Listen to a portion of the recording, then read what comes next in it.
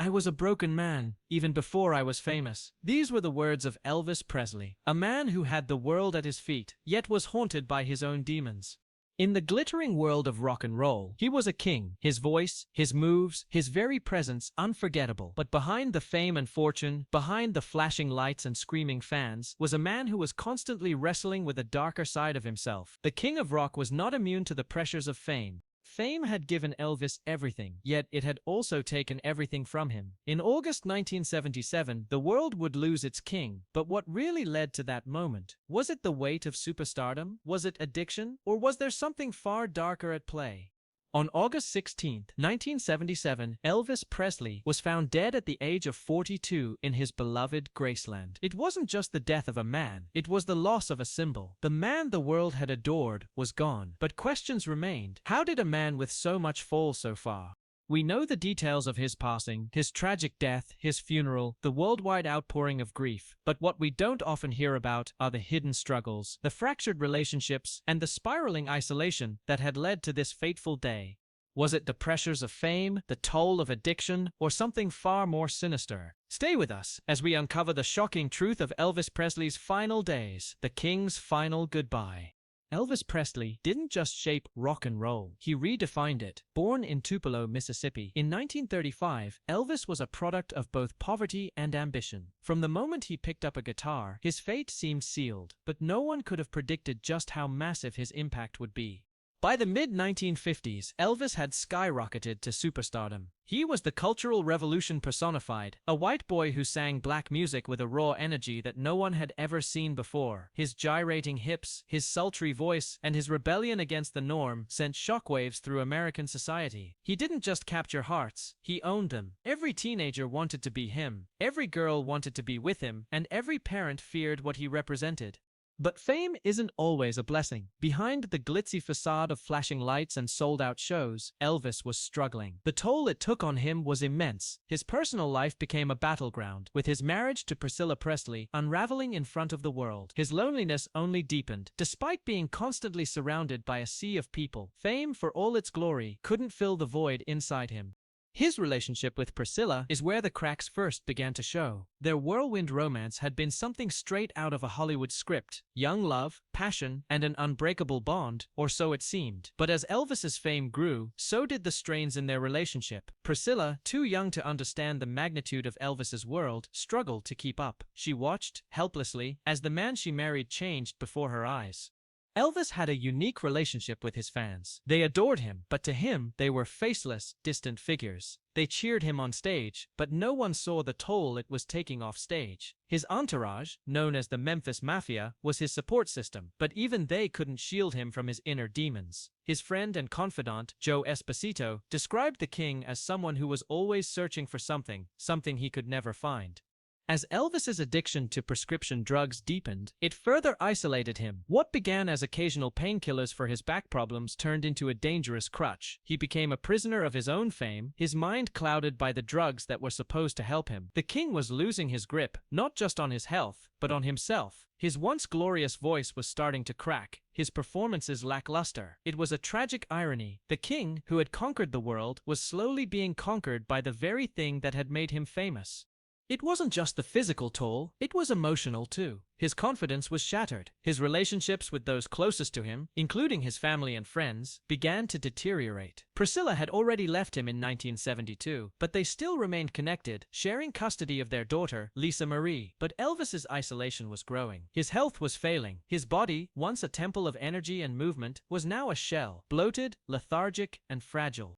Despite everything, Elvis never stopped trying. He continued to tour, though the crowds began to notice the changes. His once electric performances were now marked by exhaustion and sluggishness. The man who had once captivated audiences with every movement was now struggling to even stand. His fans, desperate to believe that their king would bounce back, remained loyal. But those who were closest to him, his friends, his family, his doctors, could see the truth. They were watching the man they loved fall apart, and there was nothing they could do to stop it.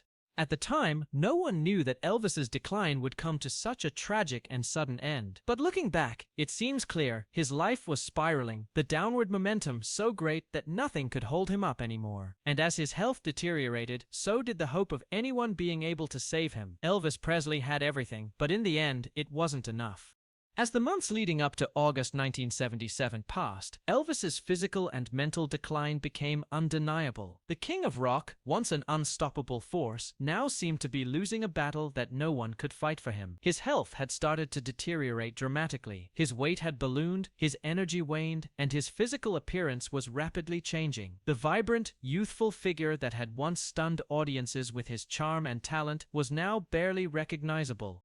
Elvis's relationship with his body was an ongoing struggle. His love of food had always been well known, but it had now reached a dangerous point. His doctor, Dr. George Nichopoulos, continued to prescribe him powerful painkillers and sleeping pills, some of which were far more addictive than he realized. Elvis's appetite for these substances had escalated, and it was taking a heavy toll on his health. His doctor, who was once a close confidant, later became one of the most vilified figures in Elvis's story. The drugs that should have alleviated pain only masked deeper issues, feeding a cycle of dependency. In addition to his physical ailments, Elvis was a prisoner of his own emotions. His marriage to Priscilla had ended years ago, and while they had remained friends, the sense of isolation only deepened. He had always been a man of extremes, living on the edge of excess, both in his career and his personal life, but now the excess was pushing him into self-destruction. The world had once been his stage, but now his only real connection was to his memories, and even they seemed to slip away. Elvis's emotional state worsened, and his behavior became erratic. He would often retreat into seclusion, preferring the comfort of his home at Graceland over the demands of his public persona. The bright lights of the stage no longer held the same appeal. Performing had become a chore rather than a passion. His concerts became infamous for their unpredictability. At times, he would appear lethargic, out of sync with the audience, his voice struggling to hit the notes it once had. Fans began to notice, but they didn't want to admit the truth. Elvis wasn't the man he used to be. Those closest to him couldn't deny the change. Joe Esposito, his loyal friend and bodyguard, witnessed it firsthand. He had been with Elvis for years, and the changes were evident to him. Joe described a man who had once been filled with life and energy, but was now barely able to get through the day without feeling exhausted. The king was no longer the charismatic performer he once was. He was a shell of himself, withdrawn, irritable, and constantly battling an unseen enemy. As Elvis's health continued to spiral, those who still worked with him were faced with a dilemma. Did they continue to support him, or were they enabling his self-destruction? They couldn't abandon him. They loved him too much. But their love seemed increasingly futile, as the truth became harder to ignore. Elvis was running out of time. The final weeks of Elvis's life were marked by more than just physical deterioration. There were moments of brilliance, flashes of the man he once was, but they were fleeting. At the same time, there were troubling signs that something much darker was happening. His personal life had all but disintegrated. His relationships with his family, his friends, and even his beloved daughter, Lisa Marie, were strained. Despite the presence of people around him, Elvis felt completely alone. In the last few days of his life, Elvis made one final attempt to reclaim some sense of purpose. He decided to go on a short tour, hoping that the music and the fans would revive his spirit. But even this seemed doomed from the start. The shows were lackluster, and Elvis, for the first time in his life, struggled to keep up with the demands of his own career. His performance in Indianapolis, just days before his death, was a shadow of the man who had once rocked the world. Despite all the warning signs, no one could have predicted that Elvis would be gone so soon. His entourage, his doctors, his family, they all hoped that he would pull through. But the truth was, Elvis had been on a destructive path for years, and now, that path was leading to an inevitable end. The night before his death, Elvis spent time with his ex-wife Priscilla and their daughter, Lisa Marie. In the brief moments they shared, there was a sense of warmth and nostalgia, but it was clear that Elvis was no longer the man they had known. Priscilla later recalled that, despite their closeness, there was a distance between them that could never be bridged. Elvis seemed resigned to his fate. The morning of August 16th, 1977 began like any other, but it would become one of the darkest days in music history. At Graceland, Elvis Presley, the king of rock, was found unconscious in the bathroom of his master suite. The scene was chaotic, frantic, as his staff rushed to his side, desperately trying to revive him. The air was thick with panic as they frantically called for help, but deep down, they all feared the truth. Elvis had not been seen for hours, and the silence in his home had grown unnervingly heavy.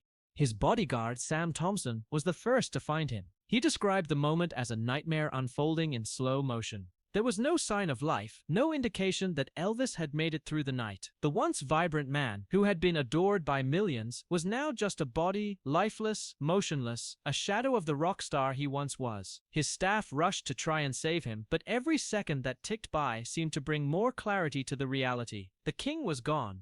The emergency response was immediate, but futile. Elvis was rushed to Baptist Memorial Hospital, but by the time he arrived, it was clear that he had already passed. The official cause of death was later determined to be a heart attack, but the autopsy report revealed a shocking detail. Elvis's body was found to be filled with prescription drugs, painkillers, barbiturates, and sedatives. The toll these substances had taken on his health was beyond comprehension.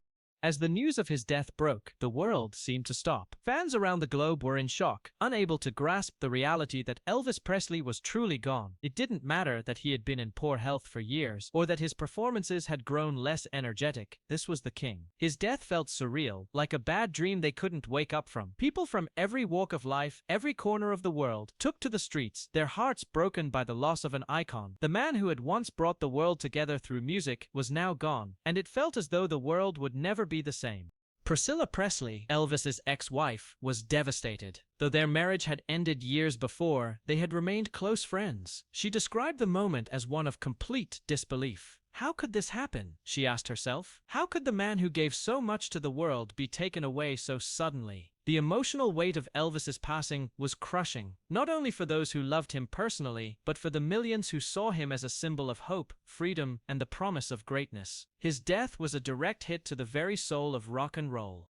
In the hours that followed, the media exploded with speculation, interviews, and memorials. Journalists rushed to Graceland, capturing the somber mood as they reported the tragedy. Fans gathered outside, many in tears, clutching memorabilia, singing his songs, and lighting candles in his honor. The king had passed, and the world had lost more than just a musical icon. It had lost a piece of its own heart. The official story, Elvis Presley's tragic heart attack, seemed to be the end of the story, but the circumstances surrounding his death quickly became the subject of media frenzy. In the days following his death, conspiracy theories began to swirl. Was it the drugs? Was it his health? Or was there something darker at play? Some speculated that Elvis had been murdered, while others pointed to his declining mental health and drug dependency as the ultimate cause. Despite these theories, the truth remained grimly clear. Elvis had fought a battle that no one, not even the king, could win.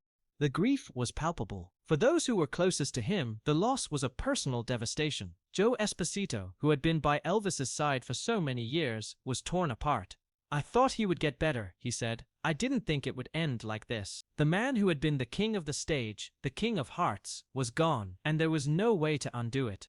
In the wake of Elvis's death, the world struggled to process the enormity of the loss. He wasn't just an entertainer. He was a symbol, a cultural force that had transcended music. His influence had reached into every aspect of society. And now, with his death, the question remained: how do we move forward without the king? The emotional toll on his friends, his family, and his fans was immense. The world had never experienced the loss of a figure like Elvis. There would never be another like him.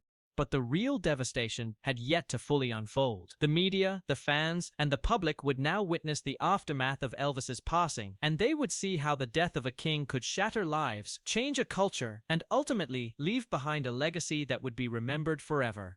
The aftermath of Elvis Presley's death was nothing short of seismic. Within hours, Graceland became a shrine, a sacred place where fans gathered, desperate to say goodbye to the man who had meant so much to them. It was as if the world had come to a halt. People from all walks of life, young and old, rich and poor, gathered outside his mansion, paying their respects in ways only a king's subjects could.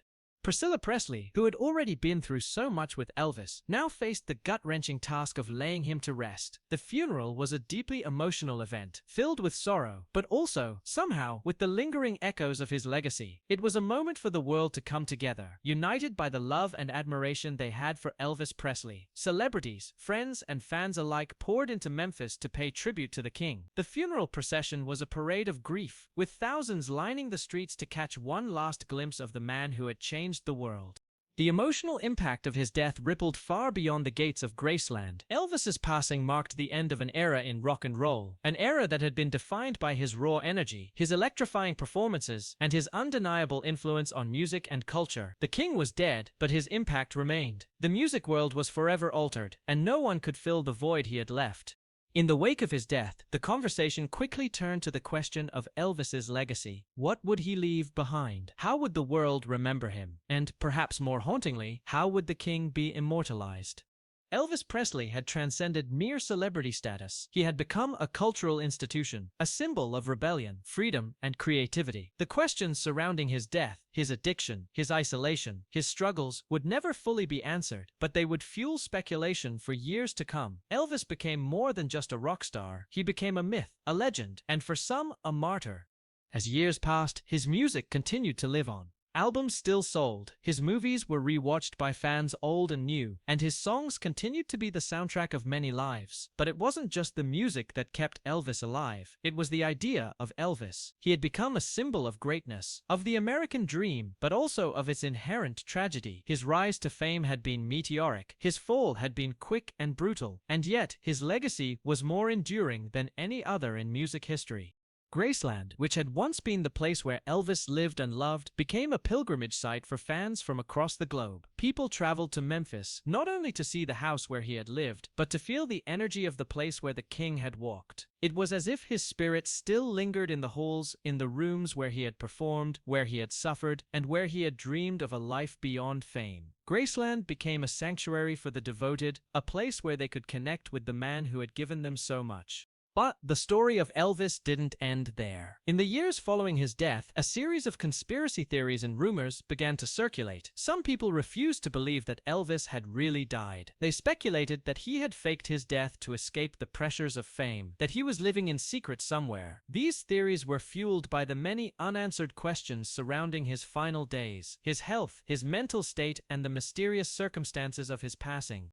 Though these conspiracy theories were widely debunked, they highlighted just how deep Elvis's impact had been on his fans. His death was so monumental, so heart-wrenching, that it was almost impossible to accept. For some, Elvis wasn't just a star, he was a friend, a confidant, and even a hero. To think of him as gone felt impossible, and so they clung to the idea that he might still be out there somewhere. Despite these wild speculations, one thing was clear. Elvis Presley had changed music forever. His influence could be heard in the work of countless artists who followed in his footsteps. From the Beatles to Michael Jackson, from Bruce Springsteen to David Bowie, each artist had been touched by the legacy of Elvis Presley. His music, his style, and his spirit lived on in their work, a testament to the power of his artistry.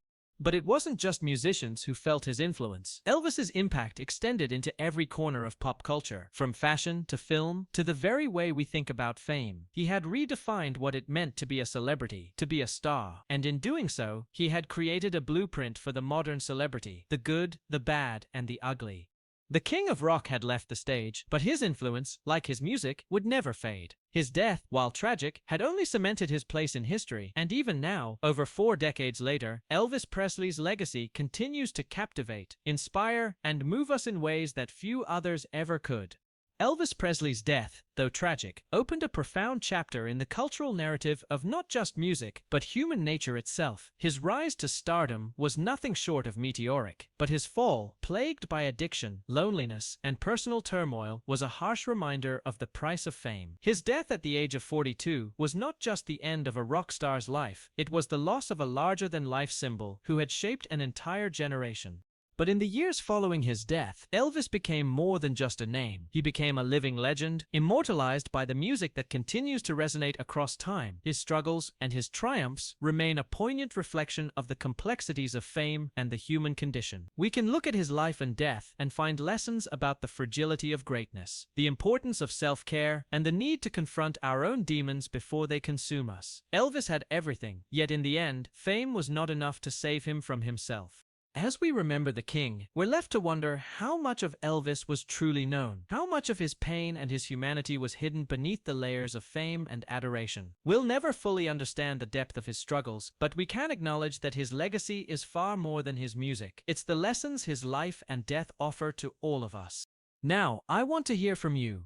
What are your memories of Elvis? How did he shape your life, or your understanding of music? Drop a comment below and let's reflect together on the impact of a man who still captivates hearts worldwide. Don't forget to share this video with those who continue to revere him today. Elvis Presley might be gone, but his legacy lives on in every note, every fan, and every piece of his history. The king may have left us, but his crown remains.